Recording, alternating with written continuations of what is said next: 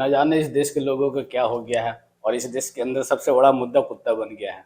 आपको बता दूं 31 जनवरी 2024 को मुफ्ती सलमान अजहरी ने एक बयान दिया था कि आज कुत्तों का वक्त है, कल हमारा दौर आएगा। उसके बाद से इंडिया के अंदर काफ़ी पॉलिटिकल भूचाल आया हुआ है। लोगों का कहना है कि ये जो कुत्ता वर्ड है ये हिंदुओं से जोड़ा गया, जबकि ऐसा कुछ नहीं था।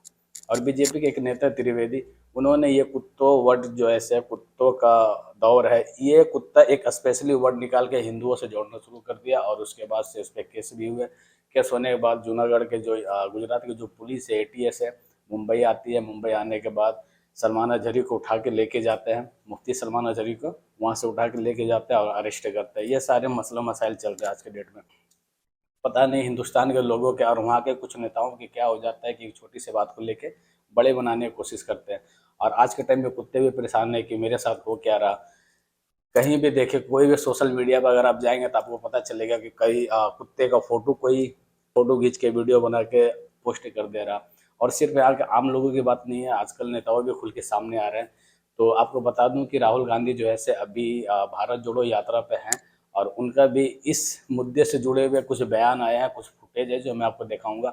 उन्होंने ये कहने की कोशिश कर रहे हैं इसमें कि एक कुत्ता मेरे सामने आता है, वो काफ़ी डरा हुआ घबराया हुआ रहता है। मैं उसे गोद में उठाता हूँ और बिस्कुट खिलाने की कोशिश करता हूँ, पर वो बिस्कुट नहीं खाता है।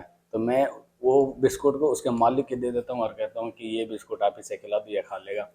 इसके बाद से आप ये समझ लें कि राजनीति में थोड़ा अलग लेवल का भूचाल आया हुआ है कि कुत्ते शब्द से बीजेपी नाराज है, उनका ये भी कहना है। तो जब से मुफ्ती अजहरी साहब गिरफ्तार हुए हैं तब से ये जो वर्ड है कुत्ते का वर्ड काफ़ी फेमस हो गया है और कुत्ते भी परेशान है आज की डेट में।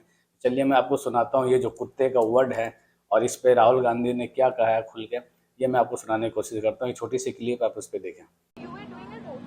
Yes, yes, yes. I called the dog and the owner. He came.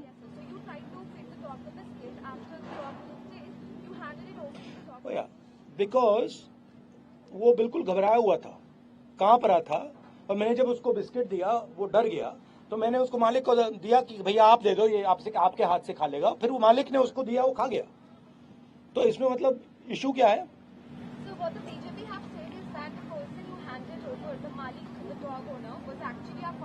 No, where is ये कांग्रेस कार्यकर्ता? वो कुत्ते को लाया मेरे पास, कुत्ता घबराया हुआ था, मैंने उसको खाने को दिया, वो कांप रहा था ऐसे। फिर मैंने कहा भैया आप खिला दो, उसने खिला दिया। हाँ जी, आपने झारखंड की यात्रा की 4 दिनों, मतलब ये कुत्तों से ऑब्सेशन क्या है? नहीं सचमुच ये बीजेपी के लोगों को कुत्तों से ऑब्सेशन क्या है? कुत्तों ने क्या बिगाड़ा है? ना कि राहुल गांधी कह रहे हैं कि कुत्ते को मेरे पास लाया गया, वो कुत्ते काफी डरा हुआ था, कांप रहा था। तो मैंने उसको बिस्कुट खिलाने की कोशिश किया पर वो नहीं खाए। तो मैं कुत्ते के मालिक को बिस्कुट दे दिया, मैंने बोला कि आप इसे खिला दो, ये खा लेगा। और इसके बाद उन्होंने एक शब्द और ऐड किया कि कुत्ते से बीजेपी के लोगों का प्रॉब्लम क्या है। इसमें आप साफ क्लियर देख सकते हैं उनके वीडियो के अंदर। तो देखिए, कुत्ते शब्द से किसी को प्रॉब्लम नहीं होना चाहिए। और अजहरी साहब ने यह भी कहा था कि मैं किसी धर्म में किसी लोगों के ठेस पहुंचाने की नीयत से ये सब नहीं कहा। दरअसल ये जो बात हुई थी वो फिलिस्तीन और इजराइल की जो जंग चल रही है उस पे उन्होंने बयान दे रहे थे। और उसी दरमियान में उन्होंने शेयर कहा था कि आज कुत्ते का वक्त है, कल हमारा भी दौर आएगा। पर बीजेपी के कुछ नेता हैं जो ये शब्द को, कुत्ते का जो शब्द है वो हिंदू से जोड़ के उस पर एफआईआर करवाते हैं। और तब से लेकर अभी तक अजहरी साहब रिमांड में है और अभी तक इस पर कोई कार्रवाई नहीं हुई है। तो देश की हालत अभी ये बना हुआ है। लेकिन आपको एक बात बता देना चाहता हूँ, जो अभी एक्चुअल देश है इंडिया, वहाँ पे हिंदू मुस्लिम सिख ईसाई सब आपस में मिल के रहते हैं। हिंदू का पड़ोसी मुस्लिम है, मुस्लिम का पड़ोसी हिंदू है, सब एक दूसरे के काम में हेल्प करते हैं।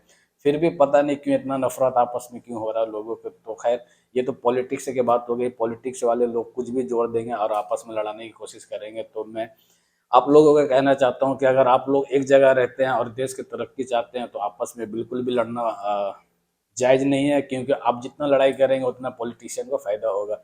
आप देख सकते हैं अभी जो मौजूदा हालत है बस इसी पर टिका हुआ है।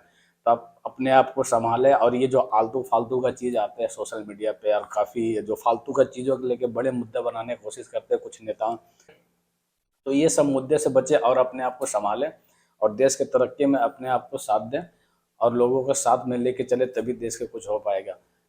जो एक्चुअल में मुद्दा होना चाहिए अभी देश के अंदर, वो मुद्दा बिल्कुल भी नहीं है, बिल्कुल गायब हो चुका है। मुद्दा होना चाहिए एजुकेशन का, मुद्दा होना चाहिए हेल्थ इश्यू का, मुद्दा होना चाहिए रोजगार का। तो ये सब मुद्दा मीडिया वाले उठाता ही नहीं है, जबकि मीडिया को ही उठाना चाहिए ये मुद्दा। अगर आप नहीं उठाएंगे तो कौन उठाएगा। लेकिन मुद्दा क्या बना है इंडिया के अंदर, कमेंट करके बताएं कि अभी देश में जो मौजूदा हालत है वो क्या इस मुद्दे के लिए फिट बैठता है या नहीं बैठता है। ठीक है, तो आप अपनी कीमती राय दें। तब तक अपना ख्याल रखें, मिलते हैं नेक्स्ट वीडियो में। जय हिंद।